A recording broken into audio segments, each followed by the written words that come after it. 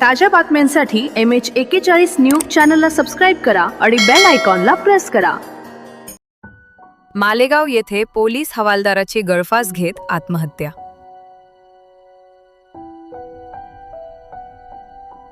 मालेगाव येथील मोची कॉर्नर भागातील पोलीस लाईन बी बिल्डिंगमधील रूम नंबर 5 मध्ये 38 वर्षीय महामार्ग वाहतूक पोलिसाने आत्महत्या केल्याची धक्कादायक प्रकार घडला.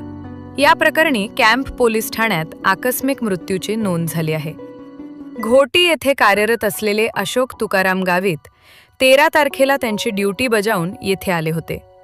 2 दिवस झाले तरी ते फोन उचलत नसल्याने त्यांच्या वडिलांना चिंता वाटली. त्यांनी मालेगाव येथे येऊन घर गाठले. त्यांच्या घरातून दुर्गंधी येत होती. पोलीस कॉलनीतील रहिवासी यांनी अनेक वेळा त्यांना आवाज दिला, मात्र त्यांनी प्रतिसाद दिला नाही. पोलिसांनी त्याच्या घराचा दरवाजा तोडला. त्यांच्या खोलीत ते गळफास घेतलेल्या स्थितीत मिळून आले.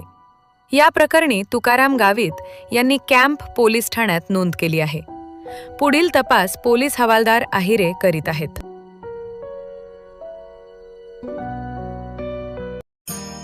ताज्या बातम्यांसाठी MH41 न्यूज चॅनलला सबस्क्राईब करा आणि बेल आयकॉनला प्रेस करा.